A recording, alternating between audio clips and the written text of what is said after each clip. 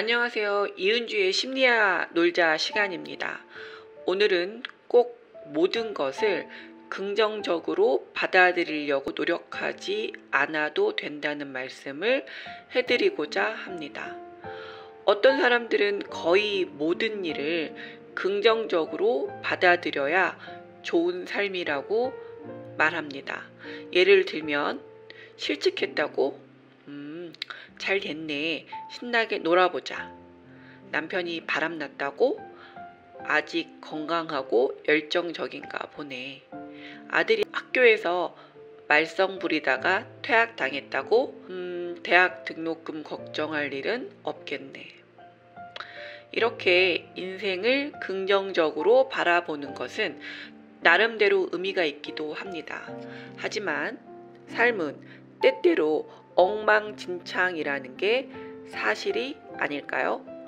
내가 할 수 있는 가장 바람직한 방법은 그 사실을 있는 그대로 받아들이는 것입니다. 즉, 부정적인 감정을 받아들이는 것입니다. 적극적 수용입니다.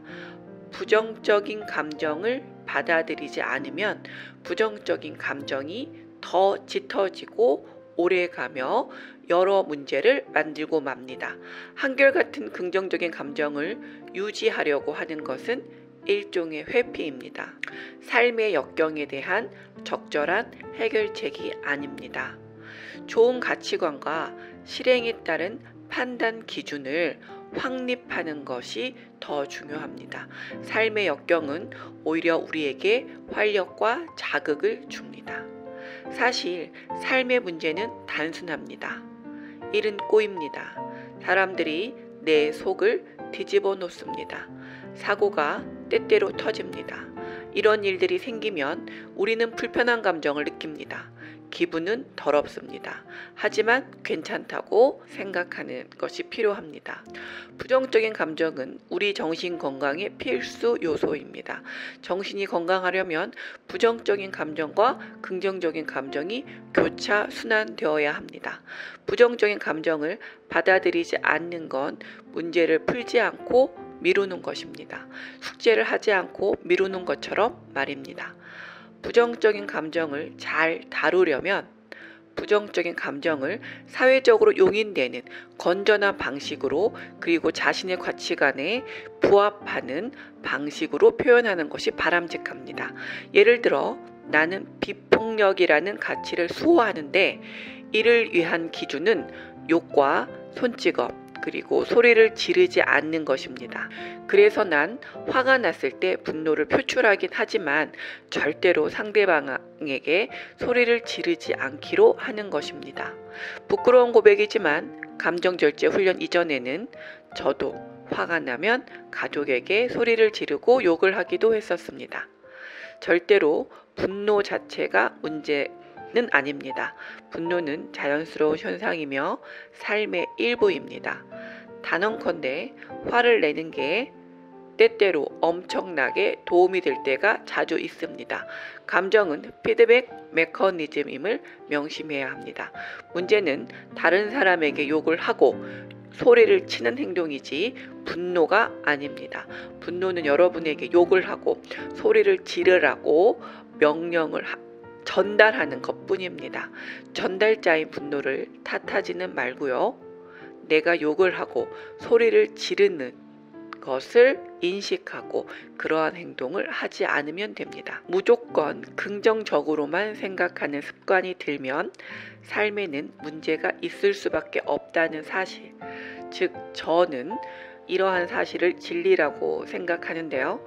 이것을 부정하게 되는 것입니다. 문제가 있을 수밖에 없다는 사실을 부정하게 되는 것입니다.